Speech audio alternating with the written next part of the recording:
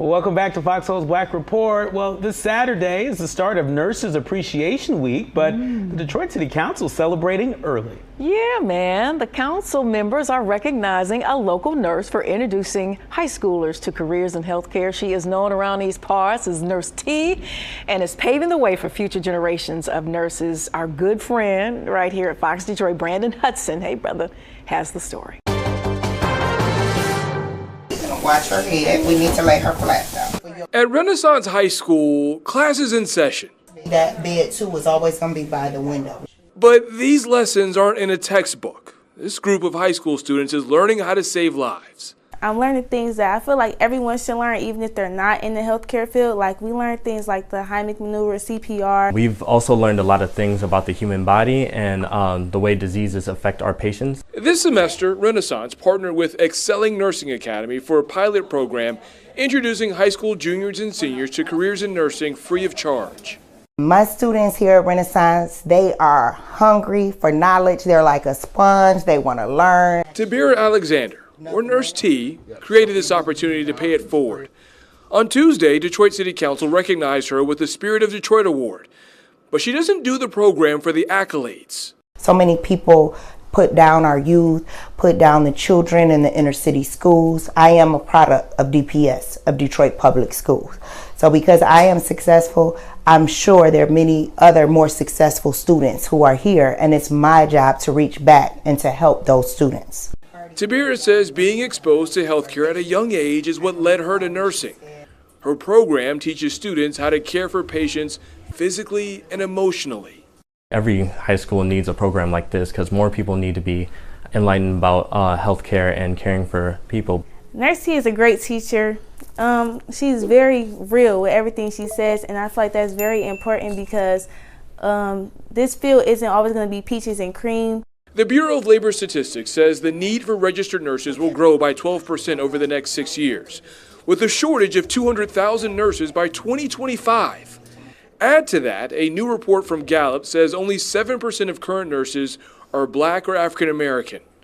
Numbers that highlight why Nurse T's program is so valuable.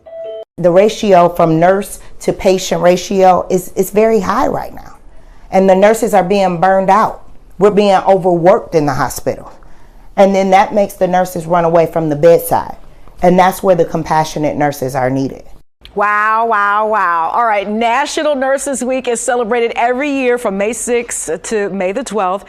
And as National Nurses Week, as it has kicked off, we here at Foxhole's Black Report are honored to welcome Teberah Alexander, registered nurse and founder of Nurse T's Future Nurses program, aimed at inspiring the next generation of nurses. She's also my girl. Welcome. I'm glad to finally get you here, baby. Glad to be here. Indeed. You are doing so much.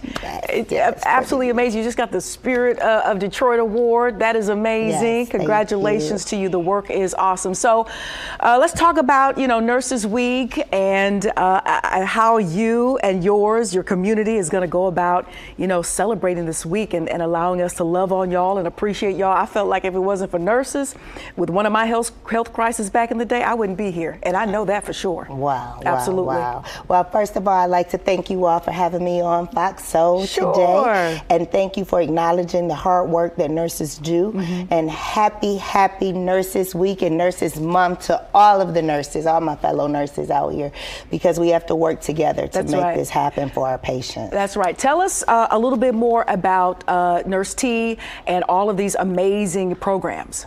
Absolutely. So Nurse T's Future Nurses program is the first time I'm doing this program. This is actually happening tomorrow in Detroit at Renaissance High School from 1 to 5 p.m. Okay. And we're excited to expose the next generation of nurses. Yeah. I am just excited about that, to take these little lessons from ages 6 to 13 and expose them to things in healthcare, hand washing, vital signs, asthma, using the EpiPen, CPR, life-saving techniques. It's important. Yeah. So talk a little bit about what inspired you to get into nursing. Sometimes, our nurses are unsung heroes. Talk a little bit about what inspired you to go this route. Well, first of all, nursing isn't my job. It's my calling. Oh. Okay? Your ministry. And absolutely. I love that. That's what the city council told me. It's a ministry, and it is. It is. Growing up, helped being raised by my grandparents and the elderly in the church. I always took my weekends to go and braid somebody's hair, wash one of the mothers at the church. It was just in you. It was in me, that's right. And so I have that compassion. So I believe in taking care of the elderly, and I am a nurturer, so I believe in giving back and helping. All right, so let's talk about specifically black nurses, all right, and talk about the low percentage of black nurses in the healthcare industry, especially men. How do we go about tackling this issue? Because we know, and we've talked about this on Foxhole's Black Report, we need more folks in the medical industry who look like us. So I feel more comfortable, coming into your care. Talk a little bit about why you think those percentages are so low and what we can do to get those numbers up.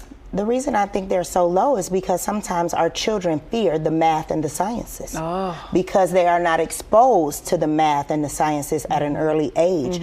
Children in other countries and other cultures, some of them don't even have a TV in their home, so their children are exposed and have that experience to be around healthcare at a young age. So that's why my program is so important, to expose and bring it to the inner city in the public high schools and elementary and middle schools, to expose these children so that they won't have that fear of the sciences. Yeah. As someone who's a part of the medical field, as a nurse, you're that inside voice. Talk a little bit about why, as patients, we experience so much discrimination sometimes when, those nurses or those doctors don't look like us. And as a nurse yourself, how do you go about kind of combating that and making us as patients feel a lot more comfortable to come see about our health issues? Absolutely. And I treat patients the way they want to be treated. I don't treat them the way I want to be treated. So I think that when you see someone who is like us, that makes us feel more comfortable. They're not coming in and telling us, you can't eat those collard greens and that fried chicken and macaroni and cheese. Not understanding our culture. Right, not understanding. That we gonna eat it. Right, that we're going to eat it. But maybe we can just eat it in moderation. So if we have a nurse or a physician who understands that they're going to eat that soul food sometime, then they can help us break it down or help us put it in different, feed us in moderations or serve it in moderations and limit it. You know what I'm so saying? maybe cut down on the sodium, maybe not ham hocks or smoked turkey but maybe meatless greens. Absolutely. And you can still, season it good and have it. Use some fresh herbs and seasonings, some Mrs. Dash. That's right. Speaking of seasonings and salt and things of that nature, we as a culture, we love our food to taste the way it is supposed to taste, and we would throw some salt on something even before we taste it. We need the flavor. Which leads to a lot of complications, in particular particularly blood pressure. So you've got some equipment here. You're gonna take my blood pressure, see where we're at. Absolutely. And while we go about doing this, Nurse T, talk a little bit about some of the other causes of blood pressure, some of the symptoms that we can look for, and why we're so fearful to get that thing checked. And when we do, we don't take the medication. I know that's a lot, but I'm trying to get it all in here. It's a lot, but blood pressure, I want everybody to know, is the silent killer. Sometimes there's no sign at all. Okay, so I want you to be aware of that. Okay.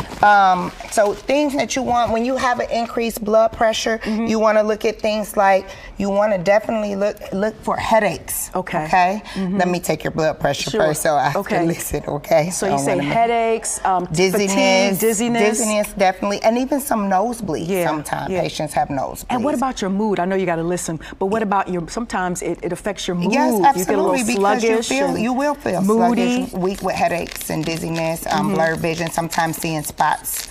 Actually, before your eyes or halos, you need to call 911. Okay. Let's see what it sounds good. Is it coming through? You got 110 over 80. Is that good? Yes, great. Hey! So we want to stick around the 120 over 80. Okay. And we know that actually when someone has high blood pressure, those are the signs we look for. But again, the number one sign is no sign at all. So I want to ask about the top and the bottom, because sometimes, we'll go to the doctor's office, they'll throw that number out at us, and they'll just say good or not so good. And what does that mean? Okay, so we have a top number. Okay. That is our systolic. Okay. And so what that is when the heart is contracting, so it's beating. Okay. The bottom number is our diastolic, and that's when the heart is at rest. So we don't want that systolic to get above 160. We want to keep it definitely above, try to keep it below 120 if we can, but we definitely, if it's above 120, they start watching it. So what's that good range for that top and bottom number? 120 over 80 is usually what we want to stick around, but again, sometimes it doesn't. Now, if you are a patient who does have high blood pressure, your baseline may be a little different than someone who doesn't. Okay, so very important. Before we let you go, let's talk a little bit about your programs. You have your books here, and you really are all about the young people. I mean, you want to keep us grown folks healthy. Sometimes healthy, we get a little hard-headed, but it's the children. You want to start at the very beginning. You were talking about STEM and how sometimes the young kids, black girls in particular, kind of shy away from that. But you get them started and get them exposed pretty early. Absolutely, absolutely, and it's very important. And to start, and it's called, my new product will be launched actually tomorrow for Future Nurses Congratulations. Week. But these books are here and available. And the thing is, we want to make sure that we're playing with a purpose. Do you see what I'm saying? Absolutely. And I want to make sure that I encourage and motivate my next generation of healthcare professionals. How can we get linked? How can we follow you? How can we join? How can we come and see you? Because we know you take care of the people. Link us up. Yes, thenurseswhocare.com. You can follow us, and you can follow our website. You can see and invest in material on the website at thenurseswhocare.com. You are an absolute pleasure. You are a light.